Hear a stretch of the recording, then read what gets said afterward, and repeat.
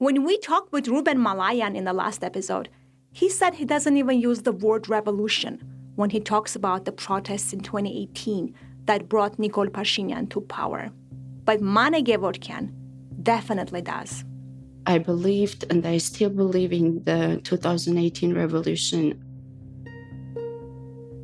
Just like Ruben, she was out in the streets. Ruben feels betrayed by Pashinyan, that he lied during the war, and that nothing has fundamentally changed since he came to power. But Mane doesn't just support Pashinyan. She worked with him during the most turbulent period of his time as a prime minister. I mean, look at the press secretaries of different leaders of countries, right? Yeah, they're having a blast.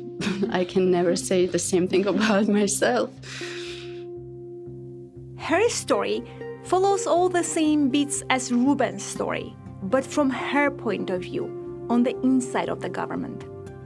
She had to deal with all the frustration and anger directed at the administration. That was literally her job, and people she knew blamed her personally. It wasn't easy for her, and you can hear it in her voice throughout our conversation. With some people, you really have to dig to get them to open up. Especially with a press secretary, you would expect a facade. Not Mane. She had a lot to get off her chest. She entered as press secretary of this rockstar government, and she left as a pariah. Welcome to Country of Dust, Stories of a Changing Armenia. This episode, I Want to Believe. I am Gohar Khachatryan.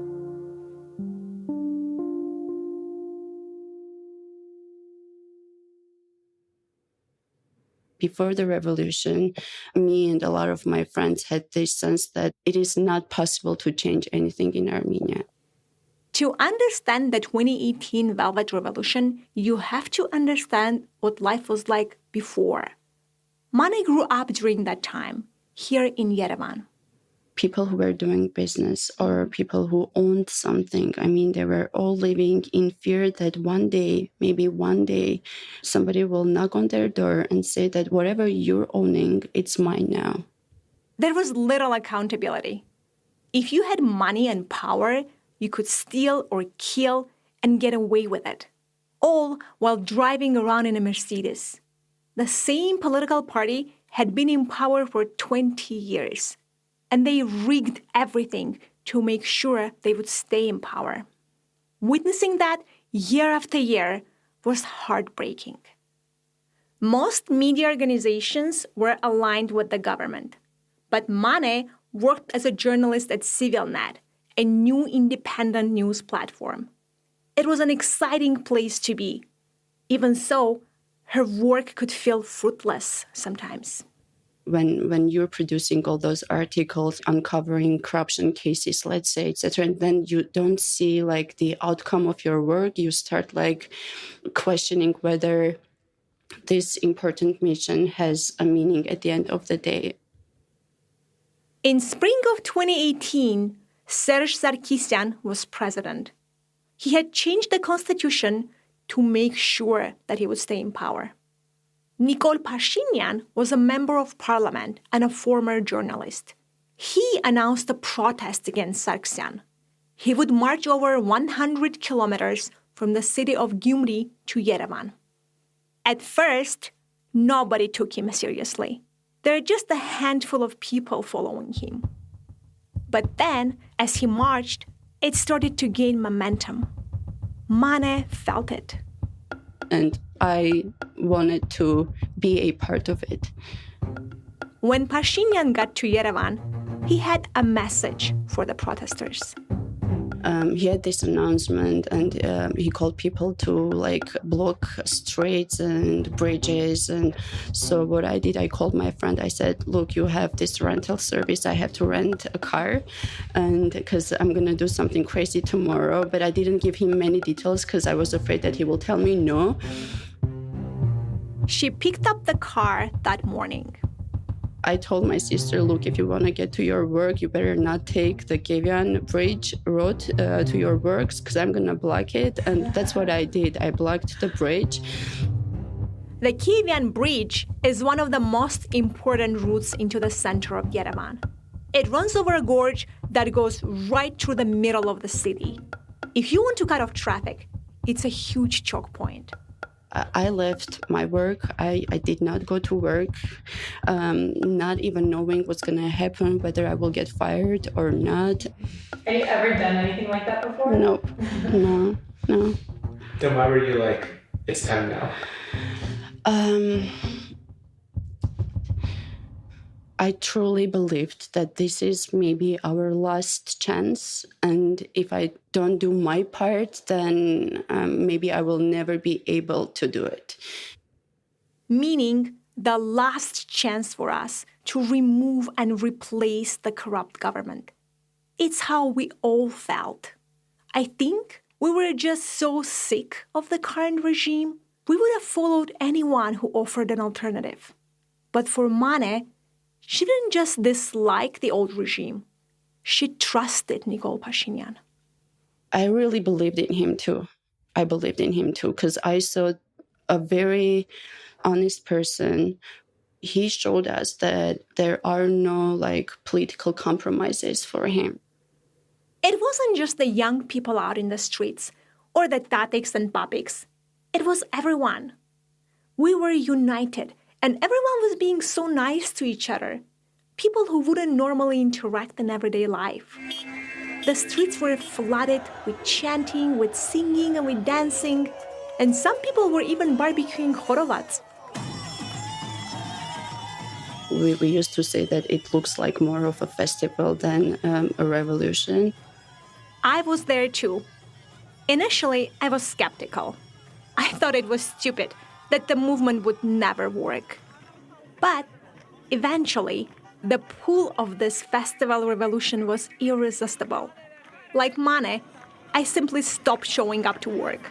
One day, my friends and I got detained by the police, but we didn't even care. It didn't feel scary anymore. I think we were all fearless. I think that we were all fed up with what was happening before, and we were just ready to face anything that could come after that. Everyone was fearless. Then, just like that, on April 23rd, Prime Minister Serge Sarkisyan resigned. It felt unreal. I remember the moment we heard the news. A group of us were near a public square when suddenly we heard a scream, and then another. Then someone said, "He resigned!" And the rest is a blur. I remember I was laughing and laughing, with tears running down my face.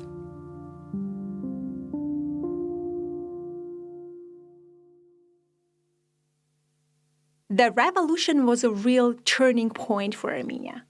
The positive energy was contagious. So many of us felt it, including Mane. She had a vision of what was in store for Armenia.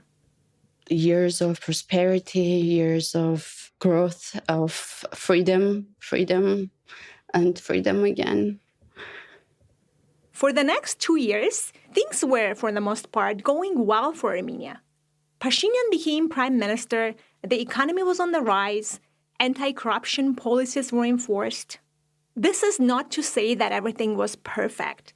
There were a lot of things that the Pashinyan government did that raised eyebrows. But we felt free to criticize the government without fear of punishment. This was new for us. Mane continued working in media, and so she would occasionally arrange interviews with Pashinyan. And one day I was just sitting at my workplace, and I received a call from a friend who just told me that Prime Minister wants to find out whether I'm interested in becoming his press secretary, and it was a huge surprise for me. It happened really quickly, but Mane was in. There was political momentum, and there are plenty of people like her who wanted to work hard and push and see how good Armenia could be. Why not? Why not give it a try? And trust me, this was 2020, March 2020. There was no COVID, there was no war, there was nothing. I mean, I took the office, and after 2 weeks, everything started to happen. She had 2 short international trips with Pashinyan.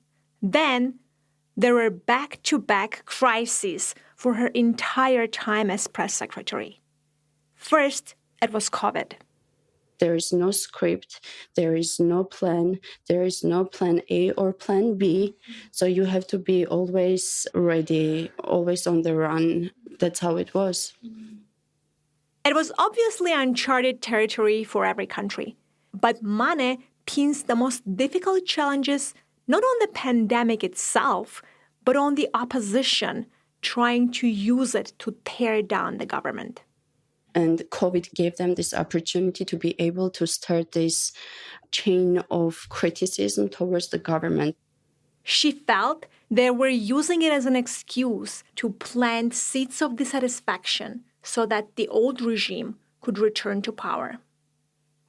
But COVID ended up being the easy part.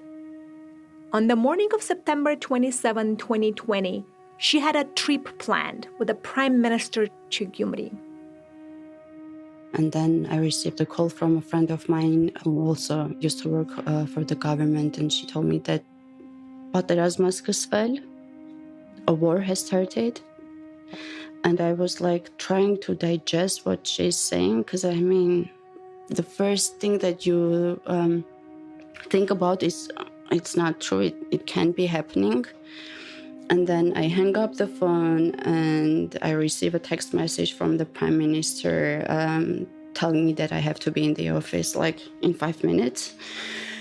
I went to him and I saw his face, I saw him sitting on his chair, and then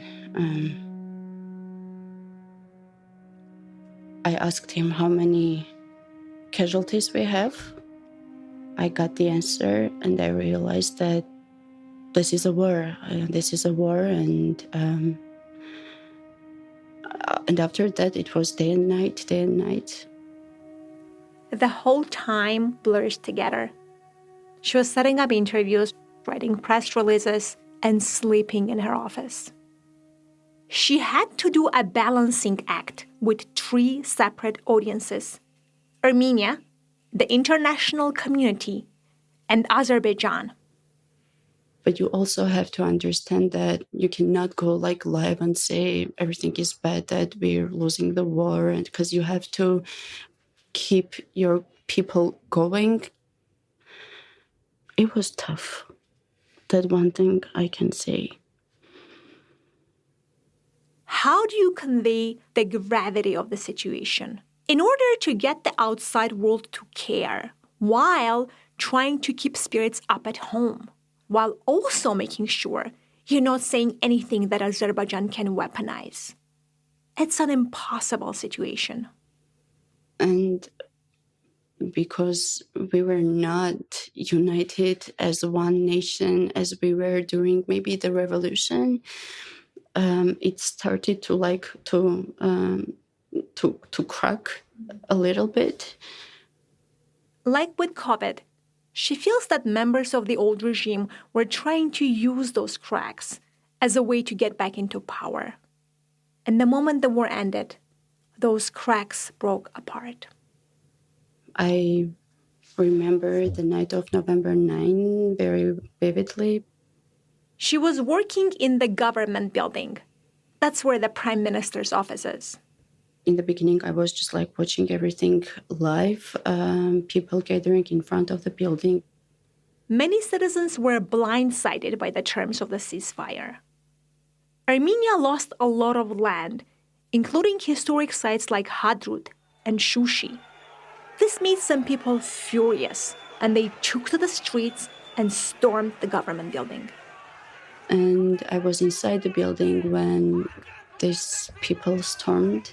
And I remember that I just didn't know what to do. And I went downstairs to see what's really happening. she saw hundreds of people charge into the building. Mane was terrified. I was in the middle of seeing all these men, I don't know, screaming, yelling at each other, yelling at me, yelling at the guards, or I don't know, breaking stuff. And then you just look at it and you're like, okay, what's going on? Is this the end of my country? What's really happening? You're trying to digest, you're trying to calm everyone down.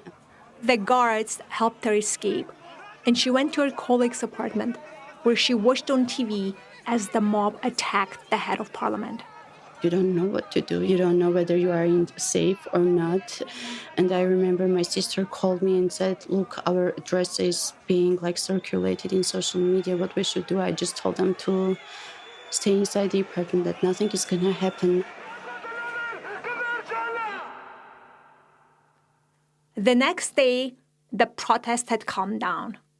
She went back to her office, and it was a mess. And it was like this deserted area. Everything is broken. You can't find your laptop. You can't find the things that you need to be able to work. But she had to get back to work, which would change now that the war was over. Some of my good friends, some of my colleagues, they stopped talking to me. They stopped, I would see them in the streets and they would not say hi, or, they would just turn their back. And it's what did I do? Seriously, at the end of the day, what did I do? Many people were upset at the Pashinyan administration, specifically because of how they talked about the war. And as press secretary, Mane was a place for them to direct their outrage. During the 2018 revolution, the country had felt united. People were barbecuing for each other in the middle of the streets.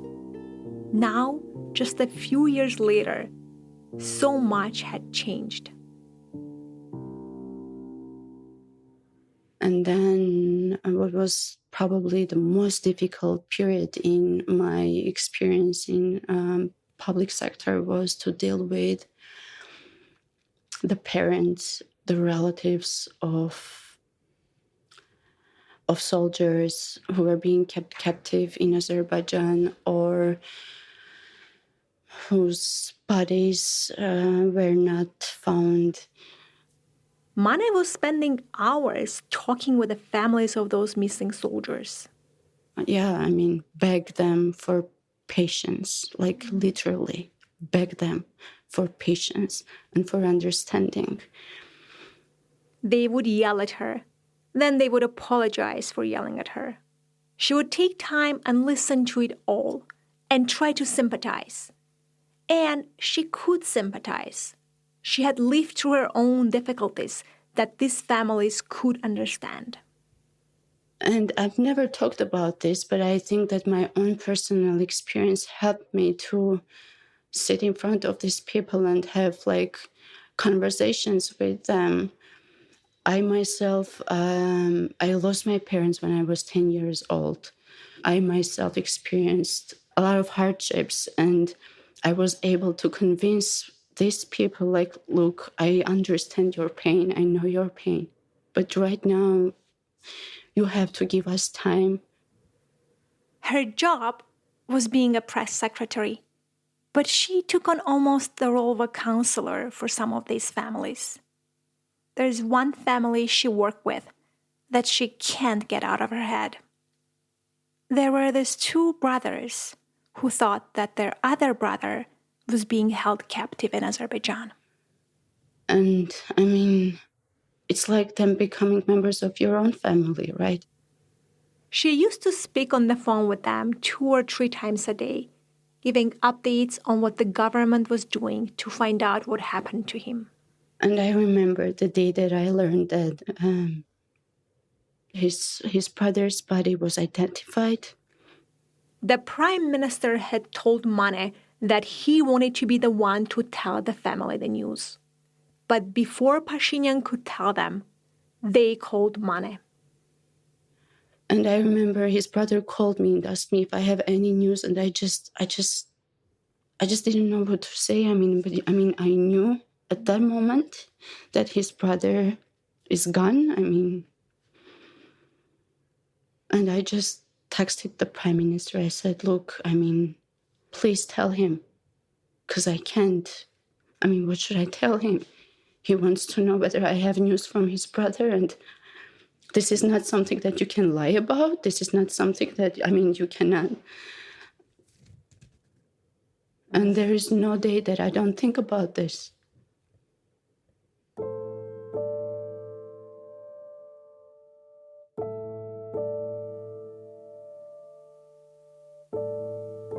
There are so many things about this war that are hard to talk about, even for someone whose job it is to talk about it. Because what do you say to someone who lost a son or a brother?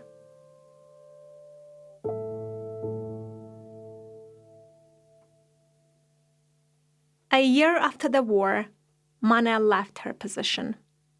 In a Facebook post announcing her decision, she wrote, "Despite everything, I tried to stay true to the values established during the 2018 revolution." After the revolution, the promise was that things would be better, that people would be able to vote in fair elections, to start a business, to have prosperity. Half a decade later, after everything that Armenia has lived through, did it work? Are things better? Mane thinks they are. Just like knowing that you can go and elect the person that you want to run your country, and then just like believe, trust the results of the vote. We did not have, my generation, we never saw this happening. And she specifically believes in Pashinyan. I do. I honestly do. I will continue to fight to have a better country. And if it's through him, then hell yeah, he has my support. Right before she met up to talk with us, Mane was out looking to buy an apartment. But doing that felt like a leap of faith. It was September 2022, 2 years after the war, and Azerbaijan had just attacked Armenia days before, killing hundreds. It forced her to think about not just her own future, but the future of the country. There were very real fears that Azerbaijan could take over large parts of Armenia. Was buying property and setting down roots the right move? And I was like, is this the right timing? You don't know what's going to happen tomorrow. You don't know whether this building will be here like in 2 weeks or not. But I want to believe, like I believed in 2018, that my country has a future, has a bright future. That optimism from the revolution was wiped away after the war. How much of it did Mane still have? I had many opportunities to leave Armenia and to go to live somewhere else. But then you think that you don't have that right. She is committed, even though some people blame her personally for Armenia's problems. She said that it's been hard for her to find a new job. She suspects that companies don't want to be associated with her because she's marked by being in the Pashinyan administration. But despite the divisions and uncertainties, she sees the potential. We are a small nation. We are an independent country. We have all the opportunities to be one of the best. And why not? Why not? And if it's not you who's going to be there for your colleagues or your friends or your family, who else is going to do it?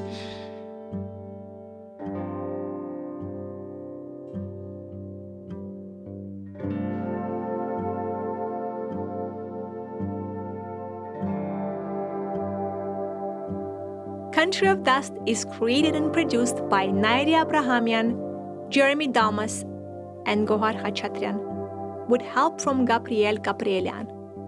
Sound engineering and music by Jeremy Damas.